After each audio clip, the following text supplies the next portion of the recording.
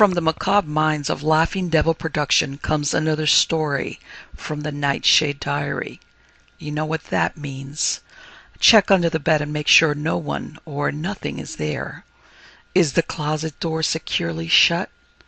Then leave your disbelief behind, amp up your imagination, and hang on tight for another ride into terror and mystery. And like all good horror stories, just imagine it's a dark and stormy night. And remember, screaming like a little girl is permitted.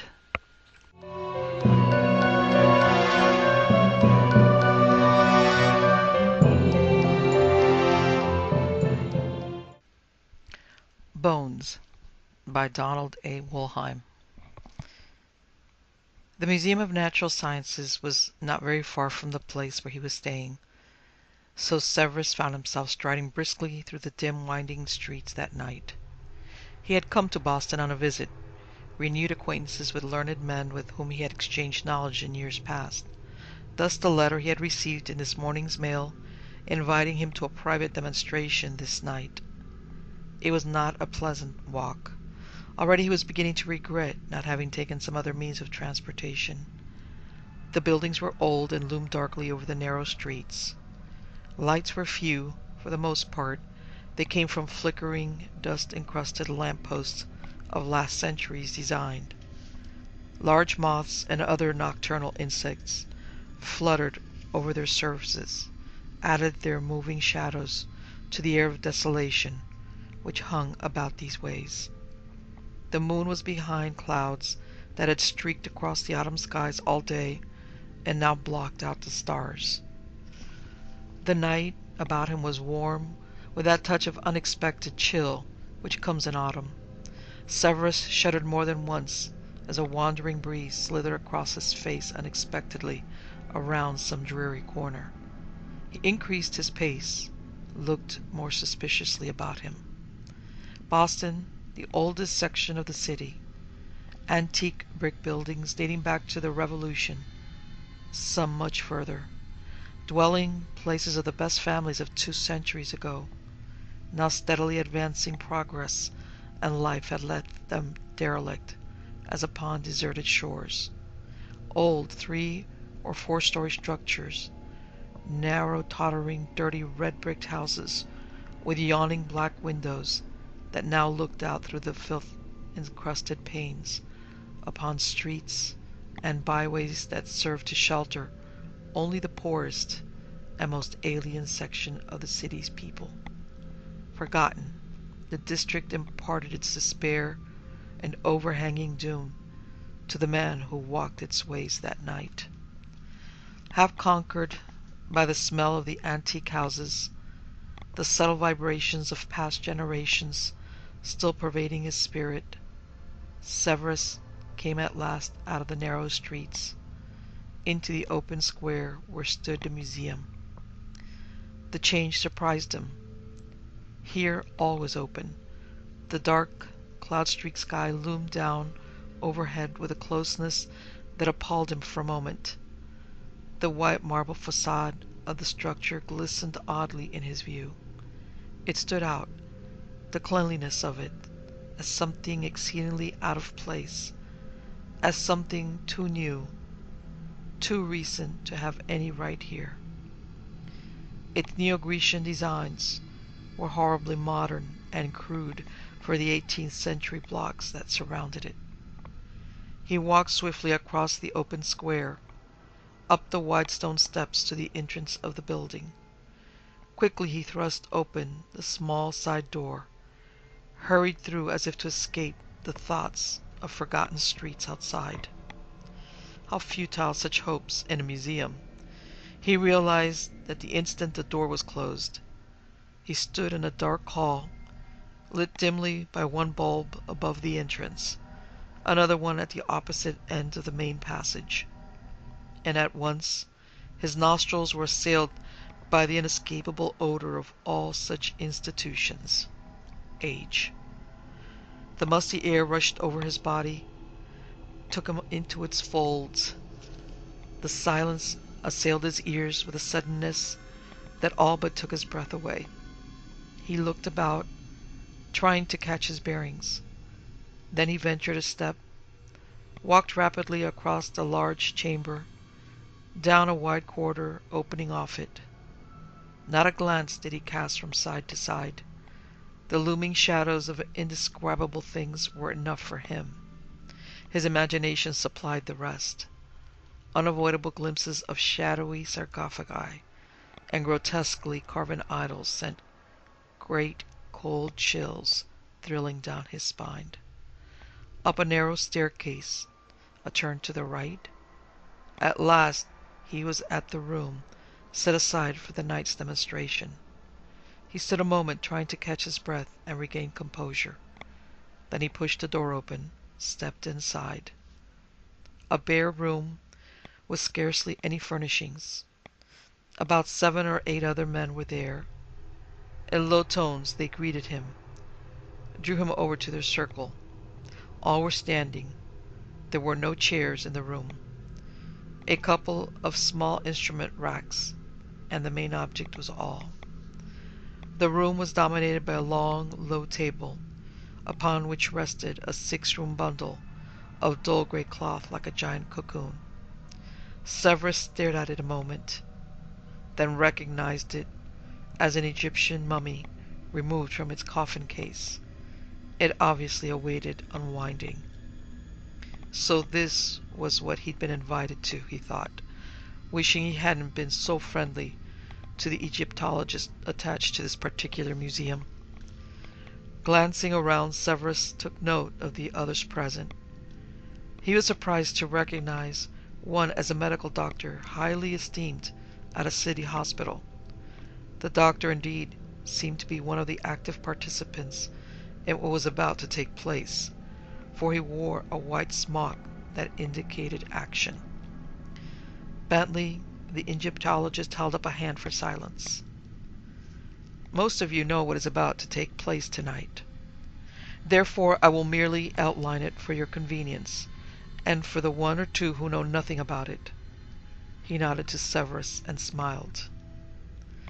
This object, as you have all surmised, is an Egyptian mummy, but it is, we hope, different from all other such mummies previously examined. According to our painstaking translation of the hieroglyphics of the sarcophagus whence this body came, this marks an attempt of the priesthoods of the 4th dynasty to send one of their number alive into the lands to come. The unique part of it, and that which occupies us tonight, is that this priest did not die, nor was his body in any way mutilated. Instead, according to the inscriptions, he was fed and bathed in certain compounds that would suspend indefinitely the actions of his body cells. He was then put to sleep and prepared for a slumber very like death, yet not true death. In this state he could remain for years, yet still be reawakened to walk again, a living man. In brief, and using modern terminology, these people of what we call ancient times claim to have solved the secret of suspended animation. Whether or not they did is for us now to determine. Severus felt himself grow cold as this knowledge penetrated his being. The past had indeed reached out to the present. He would witness this night the end of an experiment started thousands of years before. Perhaps he himself would yet speak to and hear speak an inhabitant of this lost age. Egypt, buried these hundreds of centuries, Egypt aged beyond belief, yet a man of that time-lost empire lay here in this very room, in the North American city of Boston. 3700 BC, he heard someone remark in answer to an unheard question. Severus raised his eyes from the object on the table, let his gaze fall upon the window and what was revealed through it. Some of the clouds had cleared away, and the cold bright stars shone through. Far off flickering spots of light that must surely have shone upon ancient Egypt as coldly. The very light just passing through his cornea may have originated in the time when this thing upon the table was about to be plunged into life in death. Far off, the dull clanging of a church bell drifted into the room. "Buck up, old man." A hand patted Severus's shoulder as an acquaintance came over to him. "It isn't as bad as it looks. Why, that fellow will be as hale as any of us before the night is out. You'll think he's just a new immigrant." Bantling and an assistant were even now engaged in unwrapping the mummy. Rolls and rolls of old, crumbling cloth were carefully being unwound from the figure on the table. Dust of death and ages now filled the air. Several coughs were heard. The door was opened on the dark passage outside to let the air change. A gasp as at last the windings fell away. The body now lay entirely uncovered. Quickly, quietly, the wrappings were gathered together and piled in a receptacle while all crowded about to observe the Egyptian. All in all, it was in a fine state of preservation. The skin was not brownish. It had not hardened. The arms and legs were still movable, had never suffered in rigor mortis. Bantling seemed much pleased. With horror, Severus noted the several grayish-blue patches on parts of the face and body, which he recognized without asking as a kind of mold. Dr. Zweig, the physician, bent over and carefully scraped off the fungoid growths. They left nasty, reddish, pitted scars in the body that made Severus feel sick.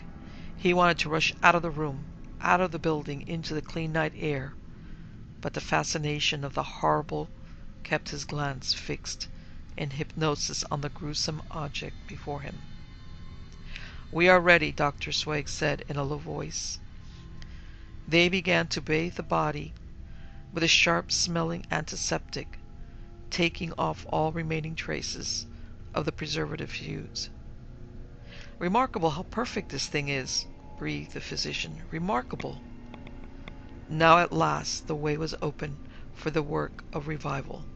Large electric pads were brought out, laid all over the body, face, and legs. Current was switched into them. The body surface was slowly brought up to normal warmth. Then arteries and veins were opened, tubes clamped to them, running from apparatus under the table. Severus understood that warm artificial blood was being pumped into the body to warm up the internal organs and open up the flow of blood again. Shortly, Dr. Zweig announced himself ready to attempt the final work toward actually bringing the now pliant and vibrant corpse to life. Already the body seemed like that of a living man. The flush of red tingling its skin and cheeks. Severus was in a cold sweat. "Blood flows again through his veins and arteries," whispered the Egyptologist. "It is time to turn off the mechanical heart and attempt to revive his own." A needle was plunged into the chest, a substance injected into the dormant, thousands of years old cardiac apparatus of the body. Adrenaline, Severus assumed. Over the mouth and nostrils of the former mummy, a bellows was placed, air forced into the lungs at regular periods. For a while there was no result. Severus began fervently to hope that there would be no result. The air was supercharged with tension, horror mixed with scientific zeal. Through the chamber, the wheeze of the bellows was the only sound. "Look!" Someone cried out the word, electrifying all in the room of resurrection. A hand pointed shakily at the chest of the thing on the table. There was more action now. The chest rose and fell more vigorously. Quietly the doctor reached over and pulled away the face mask and stopped the pumps. And the chest of the Egyptian still moved up and down in a ghastly rhythm of its own. Now to their ears became noticeable an odd sound, a rattling, soft wheezing sound, as of air being sucked in and out of a sleeping man. He breathes. The doctor reached out and laid a hand on the body's wrist. The heart beats. He lives again. Their eyes stared at what had been done. There on the table lay a man, a light brown-skinned, sharp, Semitic-featured man, appearing to be in early middle age. He lay there as one quietly asleep. "Who will awaken him?" whispered Severus, above the pounding of his heart. "He will awaken soon," was the answer. "He will rise and walk as if nothing had happened." Severus shook his head disbelievingly. Then the Egyptian moved. His hand shook slightly. The eyes opened with a jerk. Spellbound they stood, the eyes of the Americans fixed upon the eyes of the ancient. In shocked silence they watched one another. The Egyptian sat up slowly, as if painfully. His features moved not a bit. His body moved slowly and jerkily. The ancient's eyes roved over the assembly. They caught Severus full in the face. For an instant they gazed at one another, the Vermont man looking into pain-swept ages, into grim depths of agony and sorrow, into the eons of past time itself. The Egyptian suddenly wrinkled up his features, swept up an arm, and opened his mouth to speak. And Severus fled from the room in frightful terror, the others closely following. Behind them rang out a terrible, hoarse bellow, cut off by a gurgling which they barely heard. The entire company, to a man, fought each other like terrified animals, each struggling to be the first out of that museum, out the doors into the black streets and away. For there are parts of the human body which, never having been alive, cannot be preserved in suspended life. They are the bones, the teeth, strong in death, but unable to defy the crushing millennia. And when the Egyptian had moved his body and opened his mouth to speak, his face had fallen in like termite-infested wood, the splinters of fragile, age-crumbled bones tearing through the flesh. His whole body had taken and then shaken, and with a swing of the arm smashed itself into a shapeless mass of heaving flesh and blood, through which projected innumerable jagged fragments of dark gray pitted bone.